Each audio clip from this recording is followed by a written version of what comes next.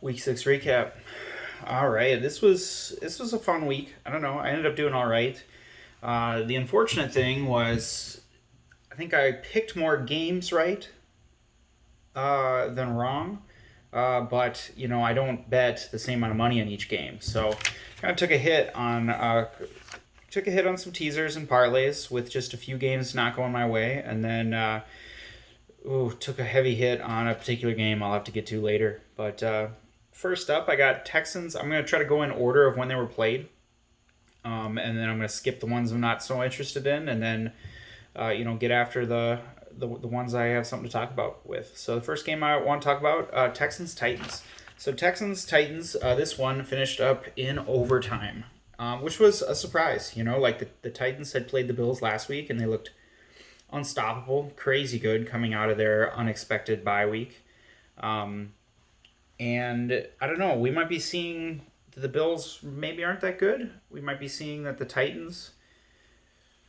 I don't know. I guess I'll talk about the Bills later, but Titans still seem like a pretty solid, well coached team on offense. Ryan Tannehill, Johnu Smith, who I think had like an ankle or a knee issue. Hopefully he's okay.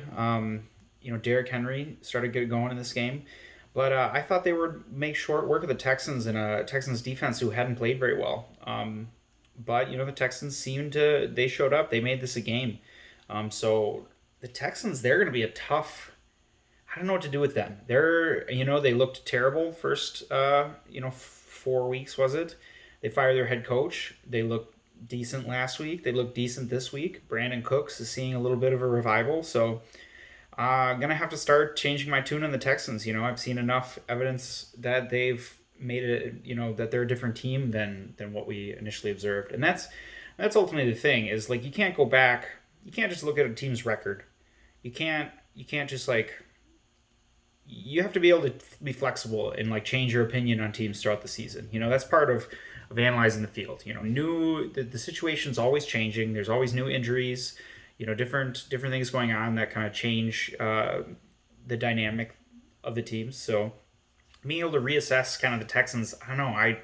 I haven't looked at their schedule. We'll have to see who they're matched up with next week and what the spread looks like. But they're a team that I'm gonna have to give a little more credit to than I have been giving. But man, this was exciting. I only caught the end of this because I was watching the Vikings game. I should have turned that off sooner, but we'll get to that later. But man, I caught the end.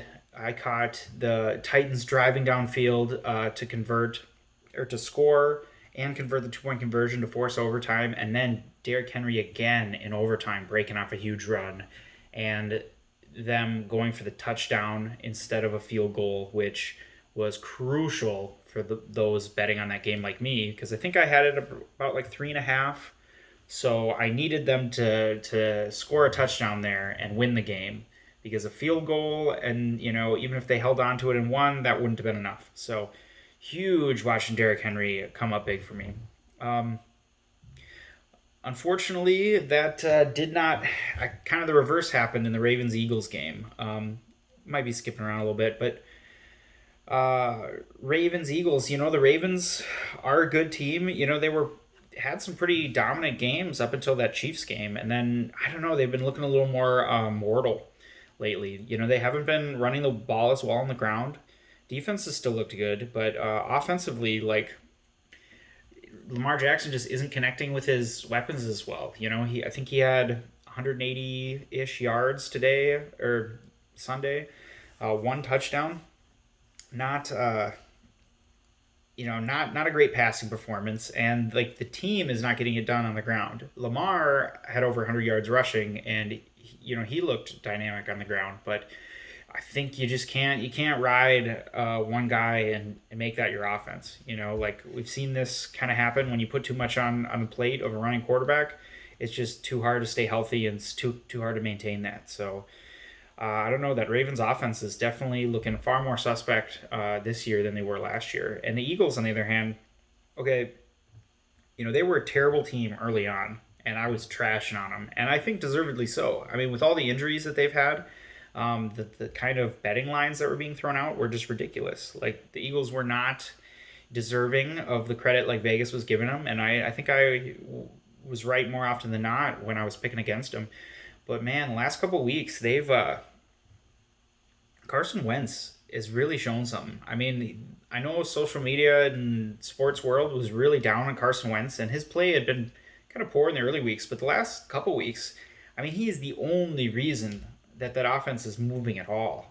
I mean, you can pretend like Travis Fulgham is like a good player, and maybe he is like an up and coming player, but like Carson Wentz is making ridiculous plays from the little bits I've seen, just in terms of his grit, his determination, and I mean it's been ugly, and he hasn't been perfect, but I just feel like with what he has on that offensive line and just the lack of offensive weapons that are healthy, it's amazing he was able to compete this week against that Ravens team and last week against the Steelers team. I know the Steelers pulled away at the end, but I mean, he gave them a run for it, and they had just no business in those games. So we'll have to see. I mean, they lost. It looks like they lost Miles Sanders for a few weeks, and Zach Ertz with an injury as well, high ankle sprain, I think it was.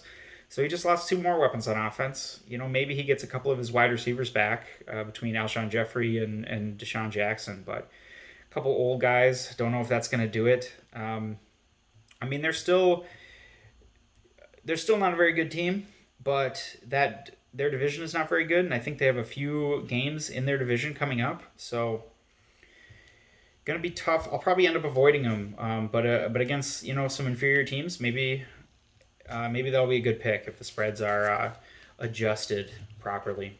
But yeah, as I started this, Texans Titans, Derrick Henry coming through for me to cover that spread. Opposite happened in Ravens Eagles.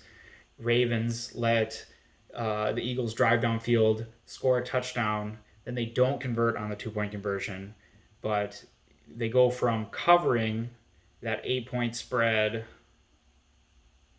I think I had them at 7.5. So then they go from covering the 7.5 with 8 points, or they go from the Ravens go from covering the 7.5 with an 8-point lead to letting the Eagles close that to a 2-point lead, and that was kind of a kick in the pants. Other games, Washington Giants, garbage game. Yeah, ended up finishing Washington 19, Giants 20.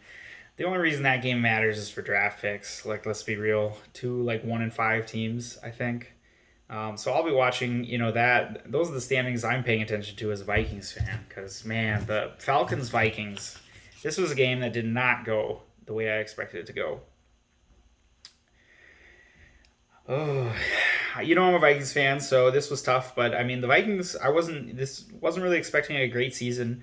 After these first couple weeks, I predicted them to win this game, and I thought they were going to end up finishing the season around 6-5, and then they go out and play their worst game of the season. And man, maybe there is something to it. I did not think the firing of Dan Quinn was going to make that much of a difference on the Falcons side, but they fire their head coach. They get a healthy Julio back, and man, I was waiting for the Falcons offense to bounce back because the first couple weeks, the offense was crazy, and Calvin Ridley going off every week, 40 fantasy points every week in the first 2 weeks, and then they just disappeared overnight. They disappeared.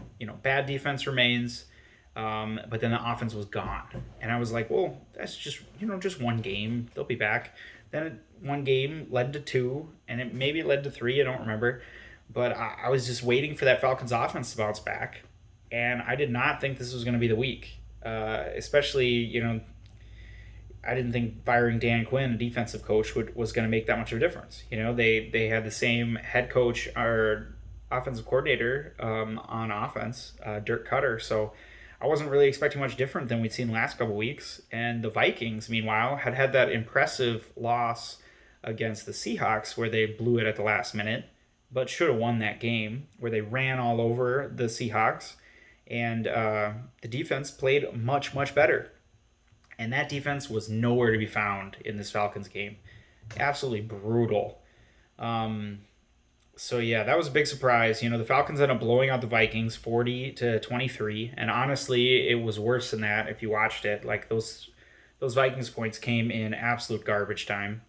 I mean, it was good if you own Justin Jefferson in fantasy, but as a Vikings fan, that was, too little too late, just terrible game overall. Most of my Vikings fans friends are ready for us to burn it all down. That's kind of where I'm at. I'm hoping they lose out and get Trevor Lawrence and start a rebuild, but fortunately, I don't think they're gonna be bad enough to get like a first overall pick, but they're gonna be bad, that's for sure. And the Falcons, I mean, I guess we'll see what happens from here on out. I think they're gonna be still pretty mediocre, but as always, got to play the matchups. So we'll see. Their division isn't. I don't know. Their division's kind of more interesting than I thought it would be, with the Panthers being a bit better. So guess we'll see. Another game, Bengals at Indianapolis. So this was a game I picked the Bengals to cover, and damn, they almost won that game outright.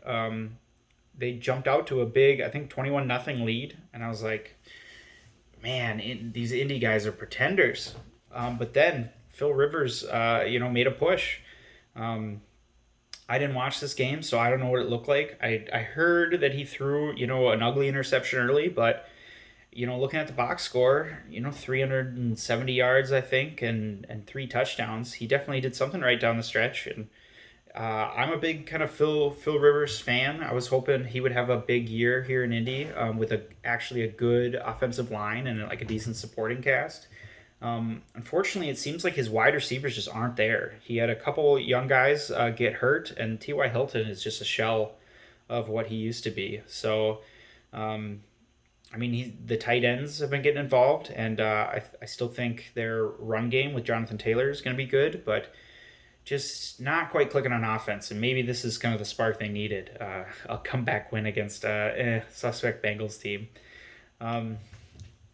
But yeah, I guess two other things. I told you guys Trey Burton was someone to speculate on, coming back. And this week with Mo Alley Cox out of the lineup, Trey Burton, second week back from injury, he paid off. And we'll have to see what he does going forward. But I think he seemed pretty involved in the offense. He could be a decent,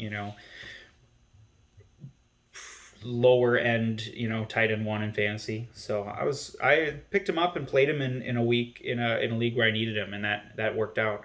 Another thing that was interesting is AJ Green. Is he back to life? I guess we'll see. We'll have to see a couple more weeks of consistency from AJ Green before we can start trusting him again in fantasy. But I don't know. Bengals fans, you tell me. Is he back? Was this just a weird game? Who knows? It could just continue to be an inconsistent mess through the rest of the year. I mean, Joe Burrow seems to use a lot of his targets, which is pretty interesting for a rookie. I mean, I think that's a sign of a veteran or a quarterback who makes good decisions and they're actually making their reads is when they spread the ball around and aren't just like eyeballing their best targets and bailing out to their best players and really focusing in. Another game, Denver at Patriots. I think this surprised a lot of people. So the Patriots were like 9.5-point favorites over Denver. I stayed the hell away from this one. Just the Patriots, they early in the year they looked good. They had a couple offensive games where Cam Newton was running the ball really well. They competed with the Seahawks in a loss there, but they're just not a very good team. They just don't have enough playmakers on offense. Cam's passing ability has always kind of been suspect in my opinion, especially his accuracy, and it hasn't been great last little bit here. And it was kind of back. I remember I talked about it a few weeks ago. It was good if you're a Patriots fan. It was good to see the committee, go for over 100 yards and take some of that burden off Cam. And this week we were back to the Cam Newton show, where he was leading the team in rushing, which that's not a strategy that's going to get you a playoff berth and take you anywhere.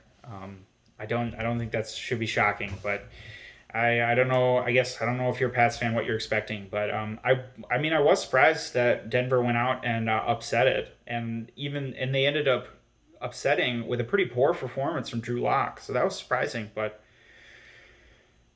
Yeah, I was staying away from this one. Pats are questionable at best. They can be dangerous just because they're coach and a defense that can be pretty lights out. But it's a defense that's not as good as the defense was last year.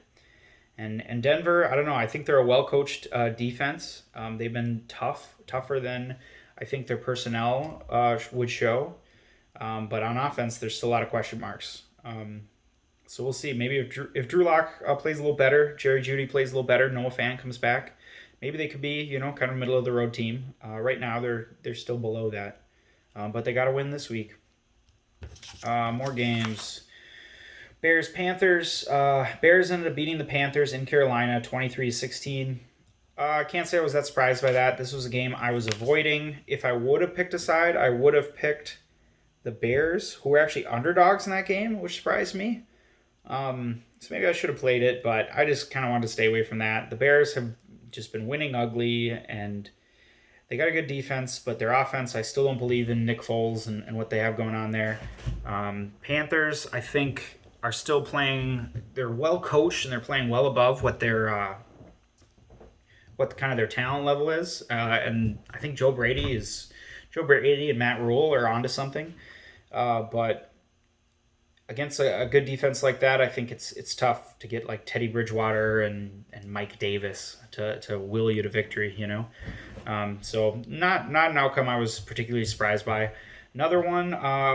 This one I picked right. This was Lions Jacksonville. This is one of the bets I was hammering. Lions made short work of Jacksonville, 34-16, and yeah, I mean, people aren't respecting the Lions enough. I understand they've been losing. I know they've lost a lot of games with Matt Patricia, but a lot of them have been close games. And I know that's not really like there's no, it's not horseshoes. So what does a close game matter? But I just think that they're a better team than people continually give them credit for, and especially on offense.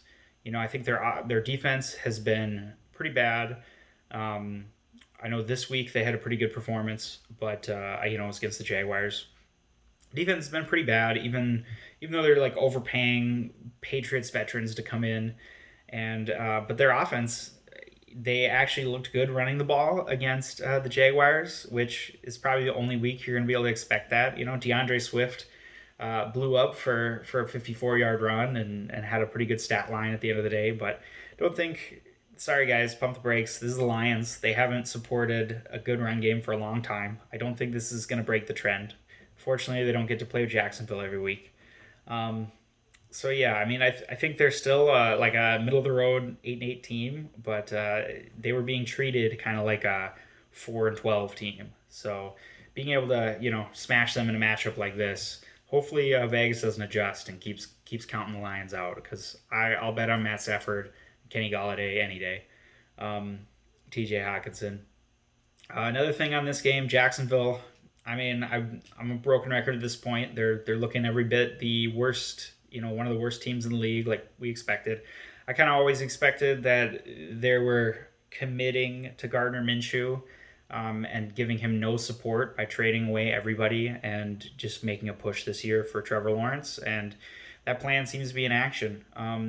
Kind of a surprising thing is the disappearing, not too surprising, I guess it's just a lesson, the disappearing act of James Robinson at running back. He had a good first couple weeks, and then, especially for people, I'm assuming most people watching play fantasy, he's kind of come back down to earth. And I think that's what happens, regardless of how good you are as a running back. If you're on a bad team with bad game scripts and not a good line in front of you, you're not going to be able to have consistent week-to-week success. So I don't know if it was a flash in the pan or if James Robinson is particularly talented, but I mean, he's the running back for Jacksonville, which has not been a great place to be. I think Fournette is pretty talented and he struggled there.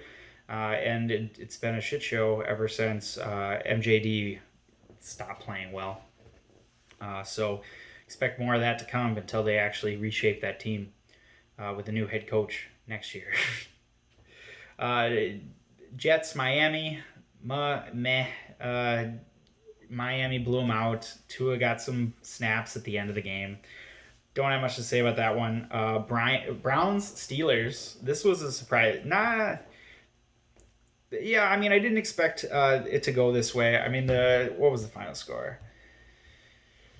Cleveland 7, Pittsburgh 38. I was expecting it to be a little closer than that, but that shutdown Steelers defense showed up, and the offense, did enough. They didn't have to do that much. Cleveland's defense was never good, so not shocking that Steelers were able to have their way. I think the big surprise is that the Cleveland Browns offense just didn't show up at all. Baker, who was fighting through some like a rib injury, ended up getting like benched for Case Keenum.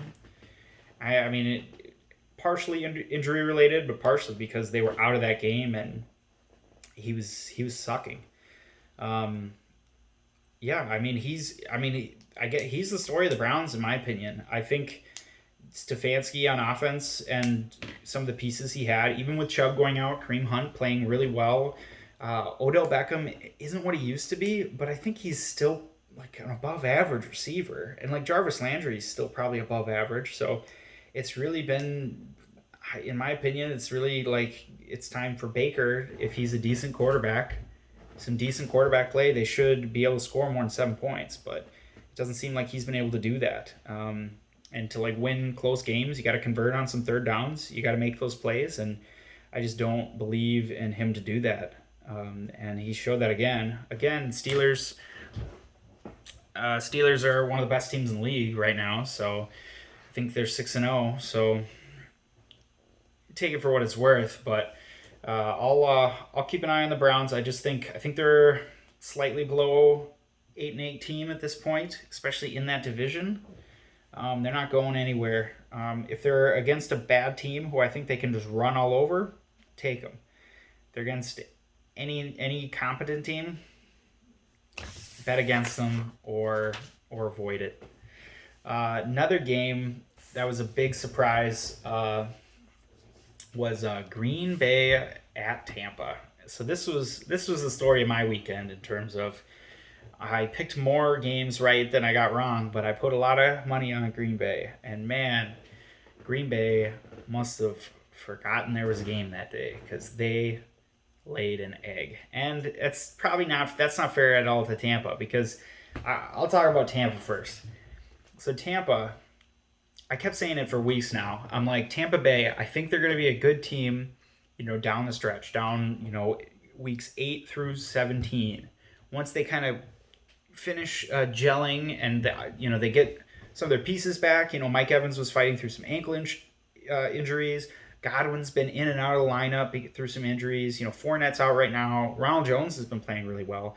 But there were just like a rash of penalties in that Bears game, and they just looked sloppy. Tom Brady doesn't even know what down it is. And it was just looking rough. And people were still treating them like a top 10 team. And I'm like, well, maybe someday. Maybe as the playoffs approach. But I hadn't seen it yet. Well, it's like they figured everything out, between their last Thursday game and this week, because it was night and day different team. I mean, their stud defensive line that I knew they had were just swarmed Green Bay. No Vita Vea, no problem. I was worried they lost their nose tackle, Vita Vea, I think for the season. So I was worried their defensive line was going to take a hit. Didn't look like it in that game. They were all over the Packers and all over Aaron Rodgers well before David Bakhtiari's injury. So even, once that happened, you knew it was over. But even before they lost their tackle, they were looking awful. The Packers were looking awful trying to stop that monstrous defensive line. And it's pretty uncharacteristic picks by Aaron Rodgers early on. He threw that pick six early, and then he threw another bad or a pick that got returned. So that was kind of out of the blue, but I mean that's what happens when there's pressure on you in the pocket, and you got to get rid of the ball, and you get forced into making some bad calls. So yeah, I'm on the defensive side of the ball, they were there, and on the offensive side of the ball, it was like everything was clicking again, just overnight, boom. They didn't even really need to take advantage of Mike Evans and Godwin. Gronk had a really good game, snagging some balls. Not looking like what he was, but looking like someone who could actually contribute, which is more than what he had looked like through the first couple weeks. So I don't expect that to continue, but he's going to catch some touchdowns. He's going to be a red zone weapon for them, and he's going to make plays as a solid contributor. and Ronald Jones kind of looking like a beast out there. Um, so yeah, I mean Tampa Bay. This is what I was waiting to see, and they did it against a above average Packers team. So that's encouraging. Now I think hopefully the lines don't adjust more, but I trust them a lot more going forward. That's for sure. Um, on the other side of the ball, Packers, are they pretenders? I mean it's one game, so you can't read into it too much. But I mean they were coming off a bye. They got Devontae Adams back and Kenny Clark back, who are mainstays on their defense and offense, and they look terrible. The early interceptions by Rodgers, absolutely getting manhandled off the offensive line, couldn't run the ball at all, which isn't too surprising against that defensive front. But I don't know. Someone pointed this out. I can't remember where I saw it, but it was very reminiscent of the 49ers game in the playoffs last year. So Packers go in to play San Francisco, and they absolutely get slaughtered. They look like they have no business being in the playoffs because they're a good. They seem to be a good team against bad when they play bad teams, but then when they face a big boy and it's a big boy game against a defensive line like the 49ers are rolling out, or that the Tampa Bay rolled out in this game, they just get eaten alive and can't make it happen. So I think obviously I don't know, but I think they might be headed for very similar results as last year. Have a good regular season record, like more than 10 wins, win the division, and then just get wrecked by a good team in the playoffs because they just don't seem to have enough to get them over the hump. At least from this game, the way they looked in the playoffs last year. I expect them to run all over the Vikings and Lions again. Bears will probably give them some trouble with their defensive line. Probably have a really good season. Probably can bet on them in a lot of games, but man, they looked outclassed and outmatched, that's for sure. Rams 49ers. Not too much to say about this one. So what was the final score of this one? So San Francisco came in as underdogs at home in a division game. And so this is one I started to like more and more throughout the week. Just with Jimmy Garoppolo, I know he looked like shit the week before, but another week healthy. I knew he wasn't that bad. He did play decently last year. And Kittle playing some of his best football last couple weeks. And somehow, I know they hadn't done it so much lately, but their defensive line is still beasting, even with all the injuries. So they showed up this game and made trouble for the Rams. And the Rams, they're an inconsistent team. The Rams, the Texans, the Bills now, the Raiders. Those are teams that are really hard to mess around with, just because sometimes they look lights out and sometimes they're terrible. And this was one of the games where they didn't look good. As a fan, I kind of want to see Sean McVay turn the ball loose a little bit more and throw the ball, get Woods and Kupp and Higbee the ball more. I think with Higbee and the other tight end, Evans, can't remember, but I think they got a lot more going for them in the passing game than in the run game. But they're trying to be a running team now, and they kind of have three running backs, and they're just rotating them out, and I don't think it's working that well. So hopefully they make some adjustments and play some better football, because that's more fun to watch. But the Rams drop the ball. San Francisco shows up a little bit at home and beat their division opponent there. So play some small bets on that one. Wasn't too surprised. I guess we'll have to see who they play going forward, what the spreads look like. Last game, well, two more games, I guess. So I'm recording this. It is Monday night. I shut that Cardinals-Cowboys game off because it was terrible. I think it was 28-3. I just shut it off. Man, the Cowboys are bad. I don't know what they're going to do. Hopefully Dak leaves and they're just left with Mike McCarthy and whatever they have left. I mean, it would suck for CeeDee Lamb, but I I don't like the way they're managing that team, and I don't like that hire. And a lot of those players deserve better, and I hope they're just continue to be bad. Um, I still don't think the Cardinals are very good. I mean, they scored a lot of those points. I don't think they looked that great, and they scored a lot of those points off turnovers. So hopefully they get a little overvalued um, coming out of this week, and then we can take advantage of some wonky spreads next week. But yeah, I just don't think the Cardinals are that good, but they're definitely beating up on the Cowboys right now. But before this game kicked off, we got to watch Kansas City Buffalo, and yeah, I mean, I saw Josh Allen through the first 4 weeks was looking like a Hall of Fame caliber quarterback. In the last 2 weeks, he was looking a lot more like Josh Allen. Young. What he's going into his third. He's in his third year. He's got a strong arm, good talent. He can win you games, but he still makes a lot of mistakes, and I don't know. I think he's a really tough quarterback to try to project out down the line, whether he's like a franchise guy or whether we're going to see more of this. Obviously, there's room for improvement. Um, I think I think you have to be encouraged just from what you've seen through the last 2 years if you're a Bills fan, and I still think he can take them to the playoffs and they can make something of a run, but. Their defense has not. Josh Allen's play is starting to kind of regress back to the mean, and their defense has been extremely disappointing. I thought they had a good defense last year, and I don't know what happened. Bills fans probably screaming about all the injuries and stuff that I'm just not familiar with. I think I heard some commentary that their defensive line is missing in action in terms of injuries and just not playing well, and that's what it looked like because all of a sudden we got to see what Clyde Edwards-Helaire would look like behind a Kansas City line that can run block because they looked monstrous, and Clyde Edwards-Helaire was just tearing it up with some decent run blocking, but don't expect that to continue because there's a reason they signed Le'Veon Bell within like 24 hours of him getting off. Like, they're desperate. They have not been able to block in short yardage situations. They kind of did it against the Bills here, but the Bills' defensive line, as I just said, is not very good.